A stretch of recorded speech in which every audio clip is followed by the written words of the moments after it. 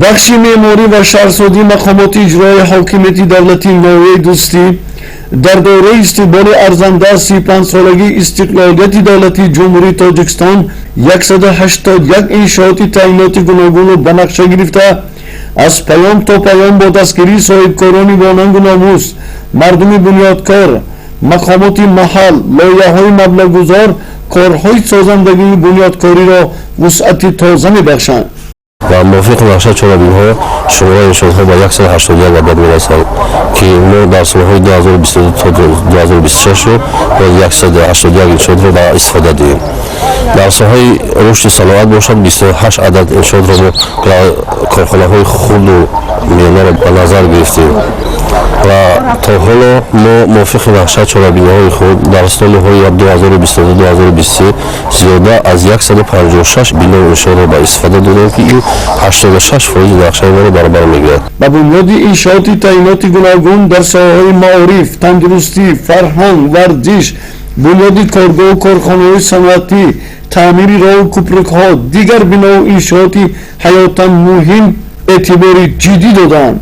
تا آغاز ماه ژانویه سال روان در ناحیه دوستی 156 بنا و انشاءات به استفاده داده شده است که این به 86 از 1% اجرای نقشه برابر می باشد.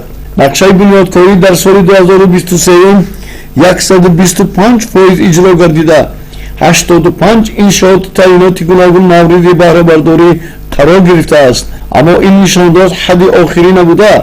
وابسته به طلبات و درخواست بنیادکاران علاوه به نقشه تا روز جشن باز 10 انشاءات دیگر بنیاد خواهد یافت. زیرا زمان واصل و پیام راهنما تازه‌کاری‌های نو به نو را تقاضا دارد. همین بود که ما علاقه در سال 2024 سفالت‌پوشی دو طرف راه مرکزی ناحیه را علاقه سر کردیم و کارها ادامه دارند در این سال. بغیر از این ساختمانچیان حاضر در 4 مکتب کارهای ساختمانی ادامه دارد، بینای شعبه معارف کارهای ساختمانی ادامه دارد و صاحبکاران ما در ساحه ساختمان اقدام گرفتند که باز 100 انشاءات دیگر را به نقشه گیریم و بخشیده به این جشن به استفاده دهیم. عضو حزب خلقی دموکراتی تاجیکستان در ناحیه دوستی در چنین بنیادکاری‌ها درست فهمانیدن سیاست سازنده و بنیادکارانه حکومت جمهوری تاجیکستان نقش مؤثر دارند.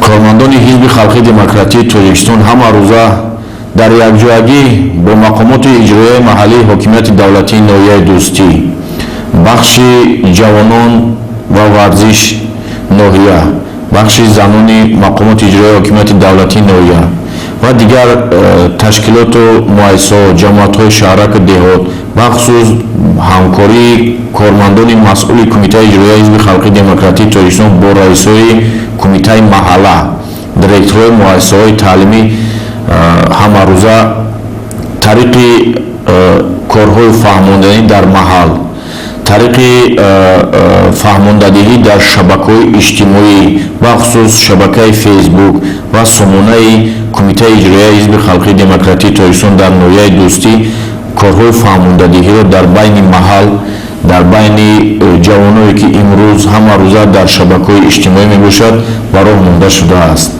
واقعا اتحاد سرجمی اطراف پرچم ننگ و ناموس وطنداری سیاست سازنده و بنیادکار ما را به هدفهای نیک خود میرساند. سعیدزاده شیرعلی، شهرت شیرعلی، ابوبکری بابا، اخبار ناحیه دوستی.